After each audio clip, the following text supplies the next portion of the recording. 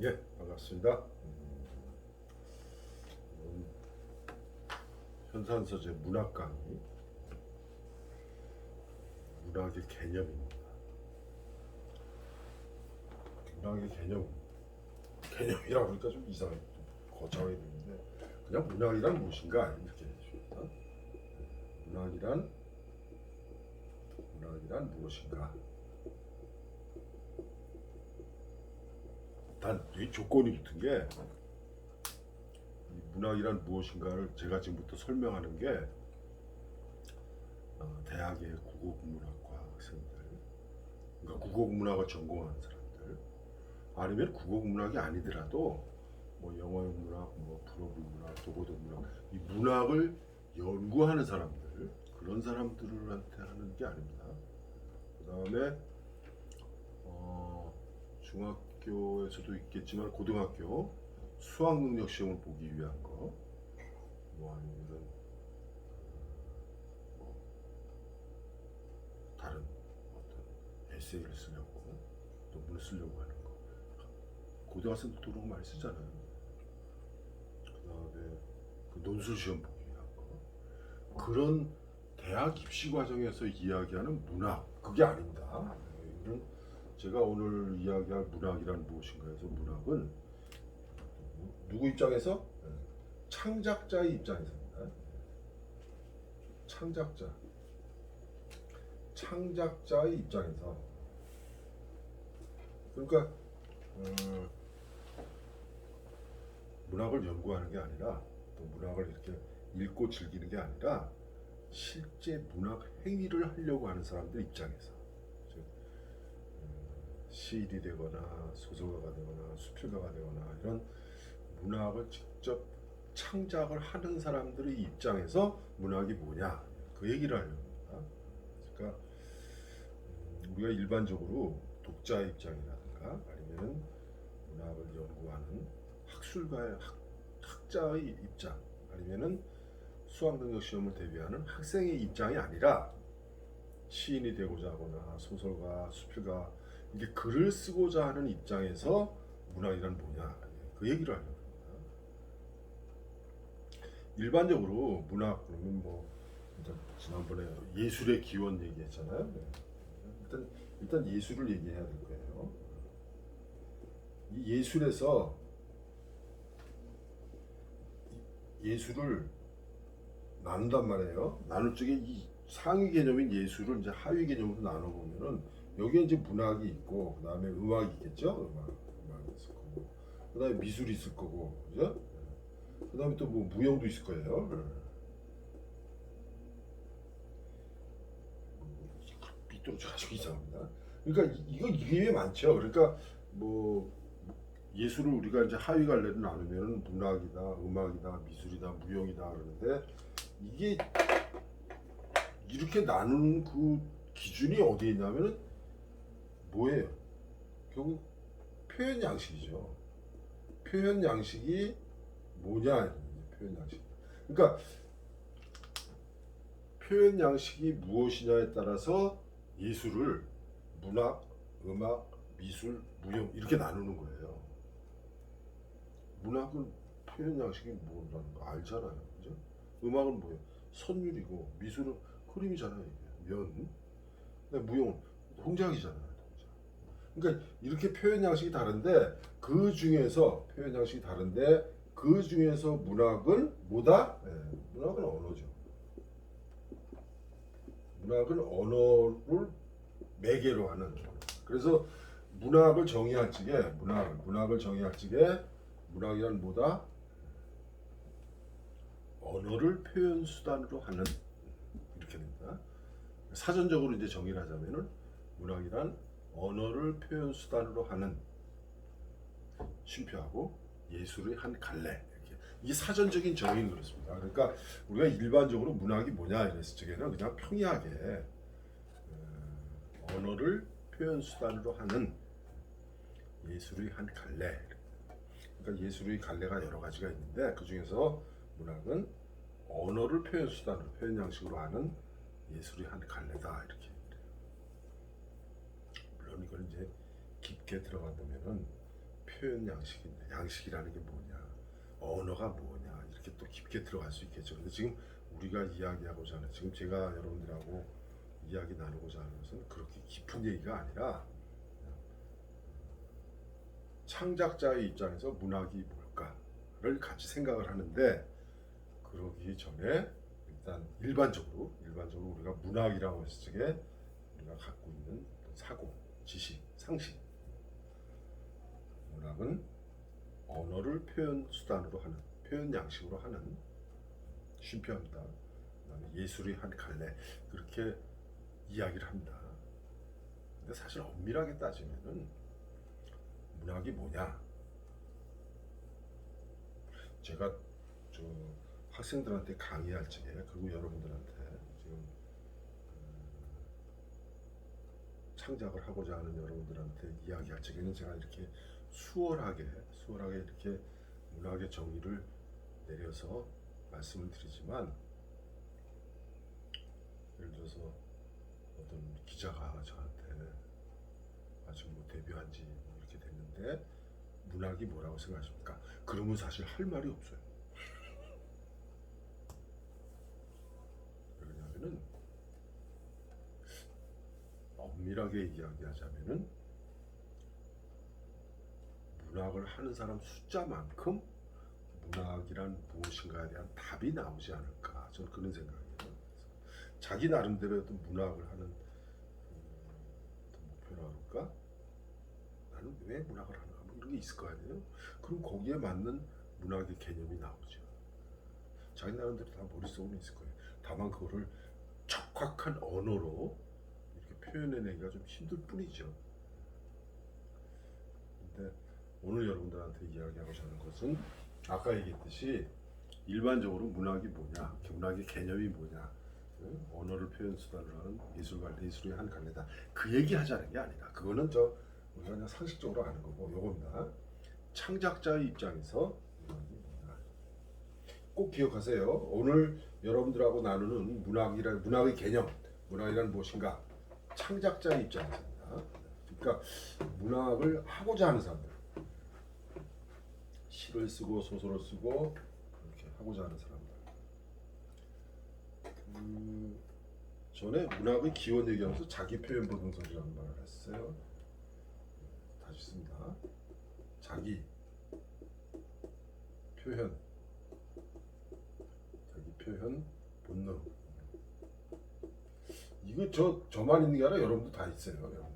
이 자기 표현 본능은 우리 인간이 가지고 있는 본능이에요. 문학의 기원을 할 적에, 문학의 기원을 설명할 때 이 자기 표현 본능을 얘기를 했는데, 이 자기 표현 본능에서 결국 창작이 시작이 돼요. 그래서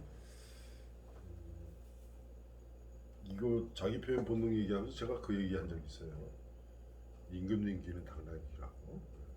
그래서 삼국사기에 전해지는 내용인데, 임금님의 귀, 복두장이라고 해서 임금님 머리, 모자 만지는 사람이에요.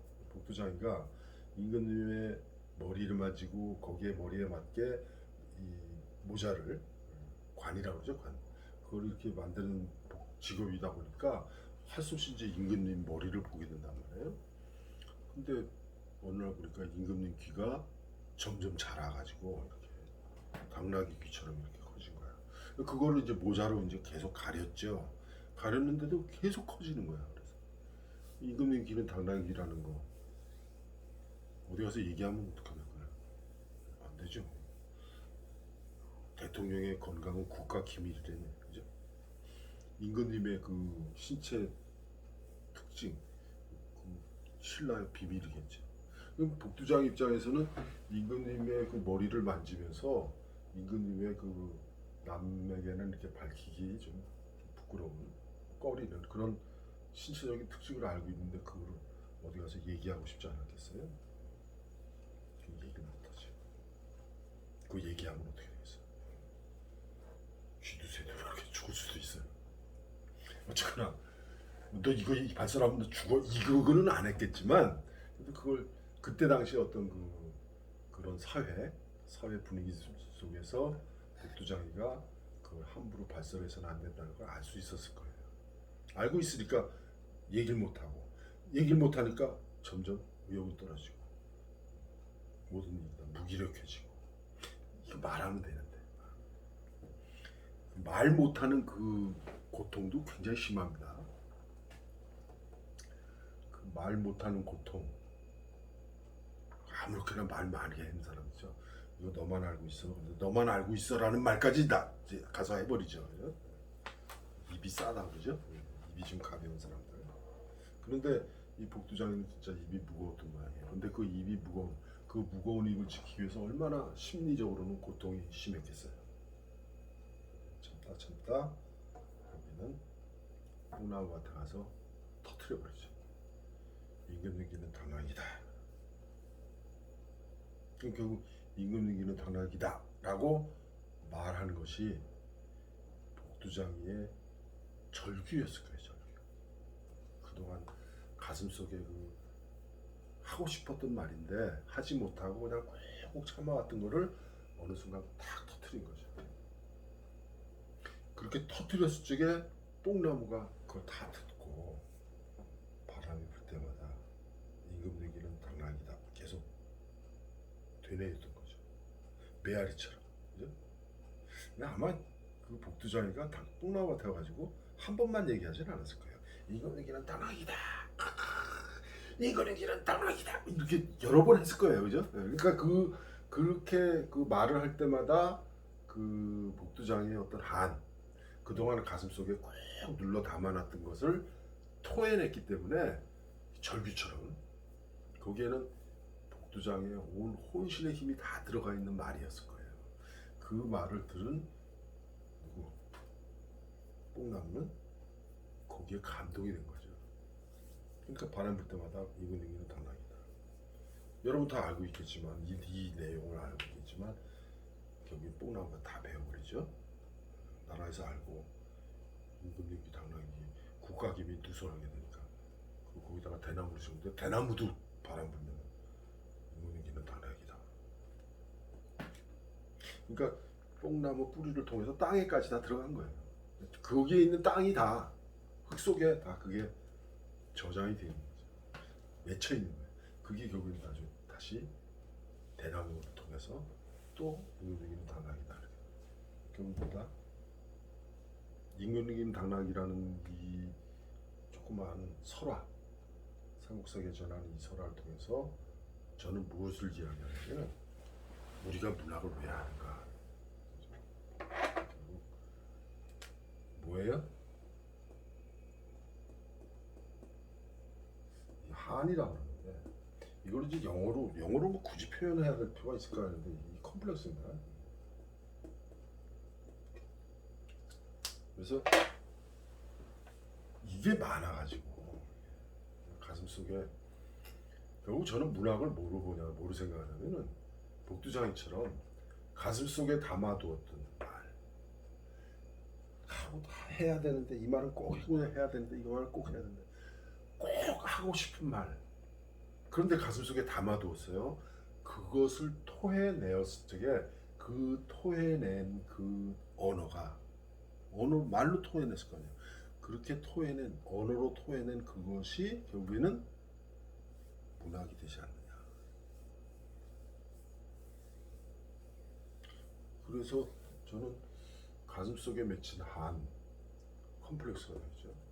이게 그냥 가슴속에 억누르고 있다가 더 이상 어떻게 주체할 수가 없어가지고 그게 입 밖으로 터져 나왔을 적에 그때 문학이 되지 않느냐.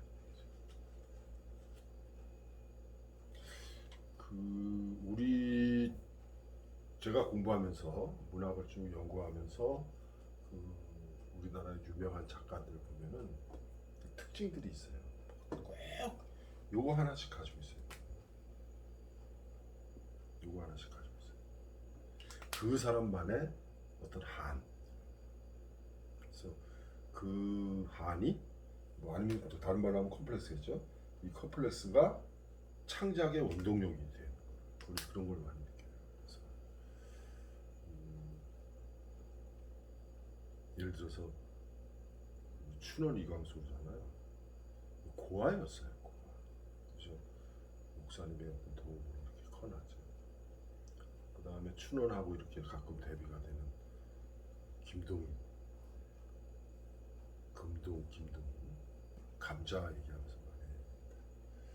김동인은 평양에서 아주 유명한 목사의 아들이에요. 그런데 목사의 정실 부인의 아들이 아니라 후처의 아들이에요. 그러니까 목사가 본부인을 놔두고 다른 여자하고 연애를 했어요. 거기에서 낳은 아들이에요. 김동인. 본부인한테서 낳은 아들은 이름이 김동원이라고 하는데 자유당 시절에 국회 부의장까지 지냈어요. 아주 대단한 사람입니다. 그러니까 아버지가 목사인데 첩을 뒀어. 물론 이제 본부인이 죽고 나서 그 첩을 후처로 맞이하게 됩니다. 그러니까 호적상으로 보면은 뭐예요? 예. 그냥 적소차별할 적에 적자예요, 적자. 근데 사실은 뭐예요? 서자죠. 첩의 아들이었으니까. 물론 나중에 후처가 돼서 이제 적자가 됐지만 어쨌거나 서자예요.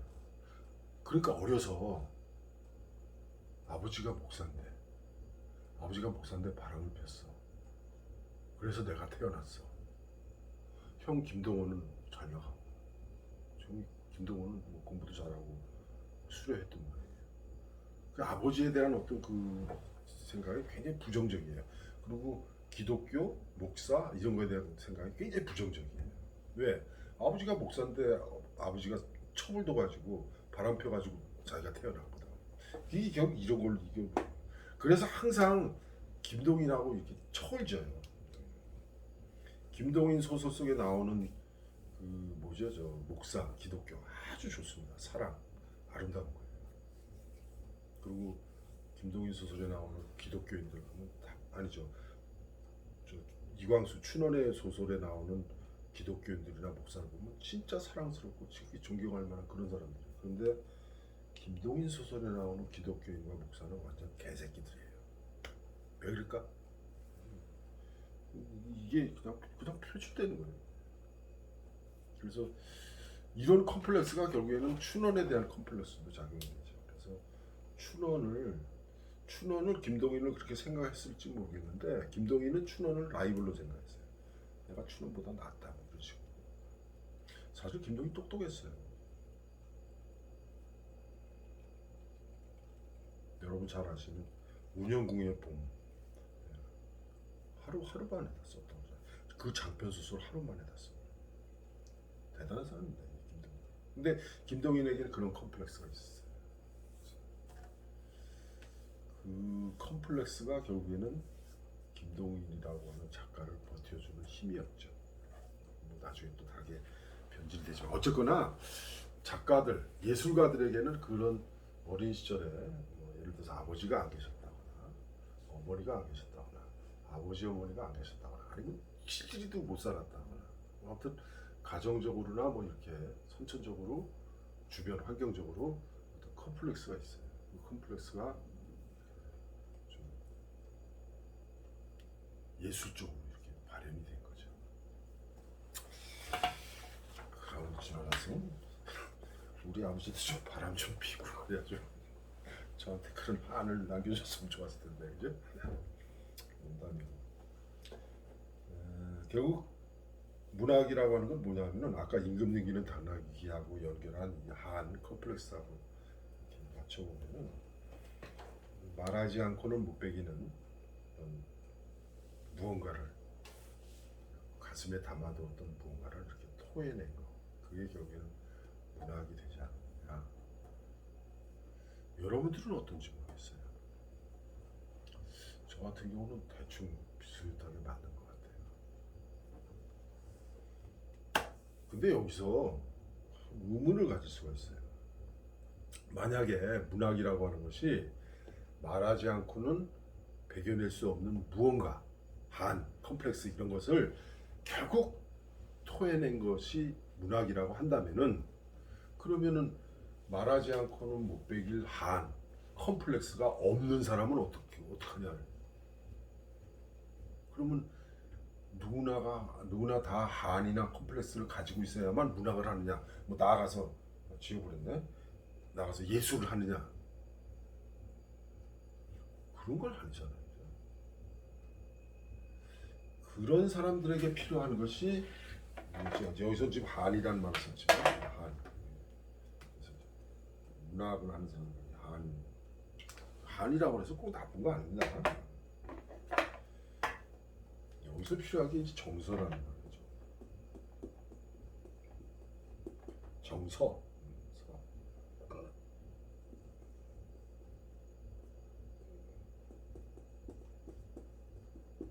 정서라고 합니다. 쉽게 얘기하자면 이제 공감 능력이죠.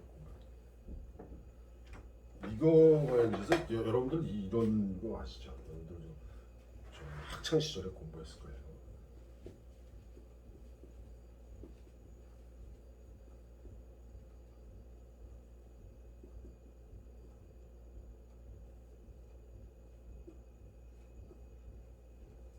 한자 영어로 썼습니다.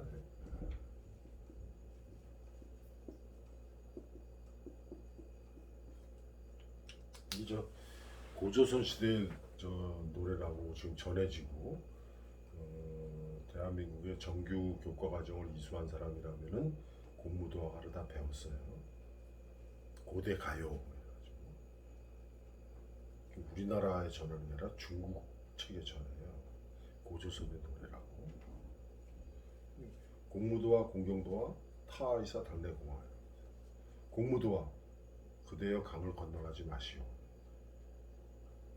공경도화, 강을 건너가 버렸네.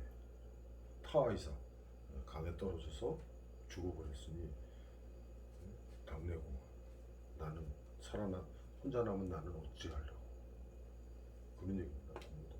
네. 여기에 등장하는 인물이 이제 광리자고라고 합니다.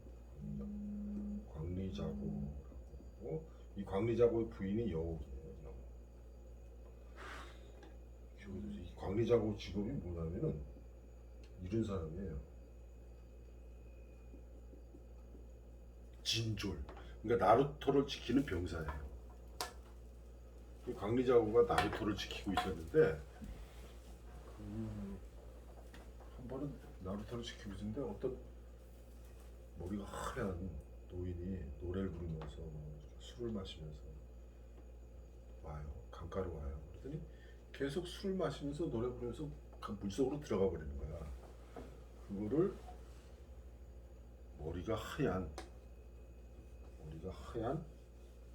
미친 늙은이, 미친 사람. 그래서 여기 등장하는 사람은 뭐라 그래요? 이 광리자고하고 여우는 꼭 기억해주시고. 그러니까 공무도화가에서 광리자고가 본 거, 나루토를 지키는데 머리가 하얀 사람이 와가지고 술 마시면서 들어갔어요. 그게 뭐냐면 100점. 그다음 머리 숫자 백수. 왜? 미쳤어요? 백수광부. 뭐 머리가 하얀 미친 사람이 와가지고 술을 마시면서 노래를 부르면서 빠져 죽었어요. 근데 그런 쪽에 바로 뒤따라와가지고 어떤 여자가 막 땅을 치면서 여보 가지 마세요. 거기 강 건너지 마세요.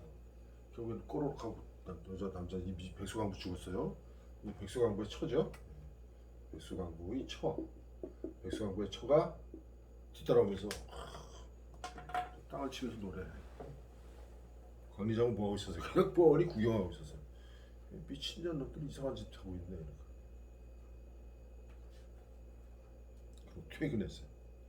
퇴근해가지고 광리자고가 여보기 이제 저녁상을 딱 주니까 광리자고가 여보 나 오늘 이상한 미친년 놈도 봤다 이렇게 얘기하는 거야. 그러니까 광리자고 여기 무슨 일이 있었어요? 그러니까 여기 뭐라는 그렇게 물으니까 광리자고가 지금 제가 한 얘기를 쭉 설명해 봐요.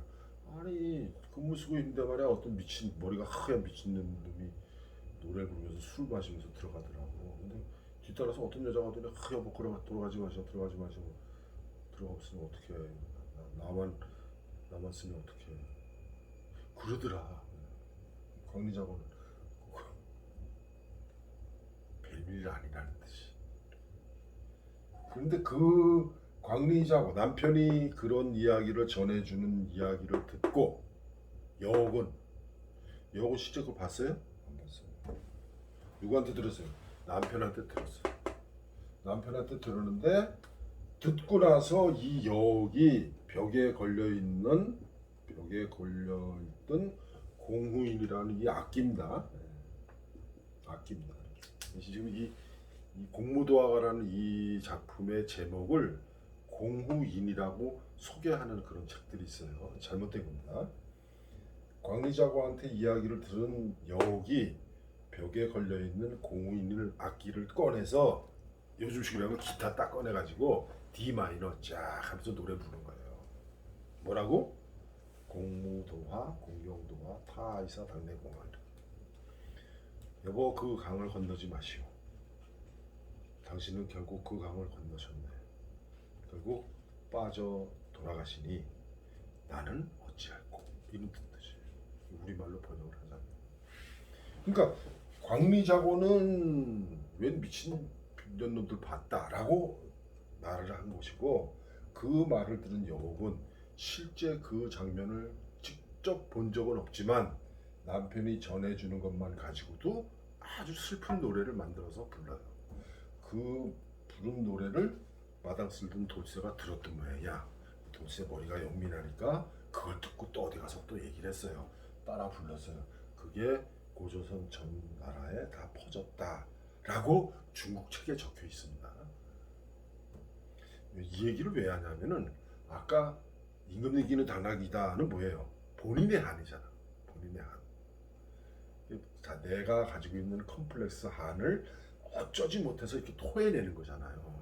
그런데 이거는 공무도화가는 실제 그것을 직접 본 경험한 광리자고는 웬 미친놈들 다 보겠네 라고 하지만 그것을 전해들은 여옥은 실제 그 사건을 직접 보지도 않았으면서 단지 남편이 전해준 말만 듣고도 악기를 연주하면서 공무도화가라는 노래를 만들어서 불렀다는 거죠. 뭐예요 그럼? 여옥은 뭐가 뛰어난 사람이에요? 공감 능력이 뛰어난 사람이에요. 그거를 지워버렸네. 그거를 다른 말로 하면은 정서예요. 정서. 그걸 다른 말로 얘기하자면은 이게 있는 사람이다 이거죠. 정서. 공감 능력이 있는 사람. 전에 그런 생각을 했어요. 이제 애들하고 우리 아들하고 딸하고 같이 이제 저 드라마를 보잖아요. 아니 뭐 텔레비전에서 하는 영화를 보잖아요. 영화를 보면은 아주 슬퍼요. 슬퍼서 저는 눈물이 좀 촉촉이 젖으려고 하고 있는데 젖으려고 하는데 그럴 때쯤 제 딸은 눈물이 주르르 흘러요. 그런데 그래서 우리 아들은 나 쳐다보다가 누나 쳐다봤다가 왜 울어? 말짱해요. 뭐해? 물론 그 드라마에 혹은 그 영화에 얼마만큼 동화가 되었느냐는 그 차이도 있겠지만 그게 바로 이 정서예요. 정서적 차이죠.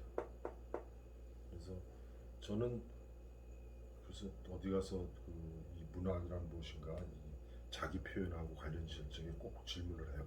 여러분들은 영화를 보면서 드라마를 보면서 혹은 책을 읽으면서 울어본 적 있으세요? 울어본 적이 있다면 그 사람은 문학을 할 수 있는 사람이에요. 만약에 그렇게 그런 걸 해본 적이 없다, 울어본 적이 없다, 이게 떨어진 사람이죠. 흔히 해서 공감 능력이 떨어진 사람, 공감 능력. 뭐 이건 뭐 꼭 한자로 안 써도 되겠죠? 이 공감할 수 있는 이 능력이 떨어지는 사람은 다른 사람이 무슨 아무리 슬픈 일을 당했다고 해서 거기에 눈물을 흘리거나 슬퍼하거나 그러질 않아요. 근데 이게 조금만 살아있는 사람이라면은 그럼 여옥의 입장에서는 뭐예요? 여옥은 자기 자신의 한, 자기 자신이 가지고 있는 어떤 컴플렉스 그거는 상관없어요. 여옥은 이게 뛰어난 사람이에요. 공감 능력이 뛰어난 사람이에요. 그래서 문학을 할 수 있는 사람, 공감 능력이 뛰어나고 남의 아픔을 마치 자기 자신의 아픔처럼 괴로워할 줄 아는 사람이에요. 그러니까 그걸 작품으로 승화시키는 거예요. 여우기처럼.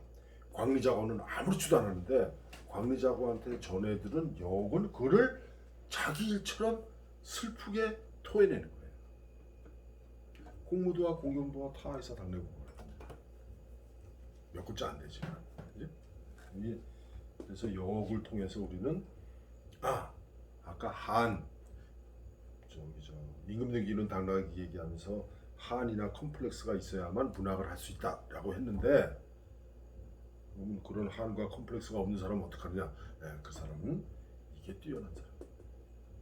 비록 본인이 가지고 있는 어떤 한과 컴플렉스는 약하다, 없다고 할 수 있어도 공감 능력, 정서적으로 감정이 풍부한 사람은 여우기처럼 남편이 전해주는 이야기만 듣고도 그것을 한편의 시로, 노래로 표현해낼 수 있다. 여러분들은 어떠세요? 영화 보면서, 책 읽으면서 물어본 적 있으세요? 만약에 물어본 적 있다면은 문학을 할 수 있습니다. 시를 쓸 수 있고 소설을 쓸 수 있고 그렇습니다. 그래서 저는 그 문학을 하고자 하는 사람들에게 공감 능력을 많이 키워. 그래서 저는 특히 이제 소설 강의를 많이 하다 보니까 소설 쓰기 위해서는 가급적이면은 길거리에 나가서 지나가는 사람들 구경하고, 장례식장, 납골당, 그다음에 또 뭐야죠, 화장장, 그런 데 가서 삶의 마지막을 좀 보라, 느끼는 게 맞습니다. 저 전통시장 있죠, 재래시장 같은데 어느 구석에 앉아서 그 재래시장 이렇게 다니는 사람들을 잘 살펴보세요. 그 사람들 사는 모습이에요. 그 삶의 현장에서 그 사람들의 모습을 보면은 그게 다 작품 속에 반영이 돼요. 왜? 여러분들은 정서적으로 공감 능력을 갖고 지나가는 그 사람 한 사람 한 사람의 삶을 자기 것으로 만들 수 있으니까. 누구처럼? 여우기처럼. 그래서 문학은 저는 크게 두 가지로 얘기해요. 문학을 할 수 있는 사람은 누구냐? 한 컴플렉스가 너무 많아서 그거를 표출해내지 않고는 못 살 사람이 문학을 한다. 아니면 뭐 음악을 하거나 뭐 미술을 하거나. 그럼 그게 전혀 없는 사람도 문학을 할 수 있다. 그럼 어떤 사람이냐? 공감 능력이 뛰어난 사람, 정서적으로 그게 그런 걸 발현할 수 있는 사람. 그런 사람들은 아까 얘기했듯이 복두장이는 본인의 한이고 여옥은 뭐예요? 공감 능력이에요. 그래서 문학의 개념, 문학이란 무엇인가 이렇게 얘기하면서 창작자의 입장에서 이렇게 부제를 붙였어요. 그럼 창작자의 입장에서 문학은 뭐냐? 즉 창작자의 입장에서 왜 문학을 하느냐? 어쩔 수 없이 하는 거예요. 그거 안 하고는 못 배기는 거예요. 뭐? 뱉어내고 싶은 한, 뱉어내지 않고는, 말하지 않고는 못 배길 가슴속에 한이 차곡차곡 쌓여 있기 때문에 그게 어느 순간 언어로 튀어나와서 그게 문학이 된 거예요. 혹은 살다 보니까 공감 능력이 남들보다 좀 뛰어나서 풍부해서 많은 사람들의 이야기, 슬픈 이야기, 영웅담, 스릴러, 모든 거 어떤 종류가 간에 거기에 공감하고 그것을 자기 것으로 만들어서 그게 한처럼 터져나오는 거예요. 그래서 자기의 한을 표출해내는 사람은 복두장이고 남의 한을 자기 것으로 만들어서 표출해내는 사람은 여옥입니다. 공무도화가 쓰다 보니까 뭐 엉망없었는데 이 무자가 이게 없을 무자인가? 없을 무자. 이렇게 정자로 쓰면 이렇게 돼요. 점 4개. 근데 이 없을 무자가 없다라는 뜻으로 되지만 뭐뭐 하지 마라라는 뜻으로 된다. 그럼 여기서는 뭐예요? 그대여 공, 그대여 무 하지 마라. 뭐예요? 도 건너가지 말라는 거죠. 강을 건너가지 마라 이 뜻이죠.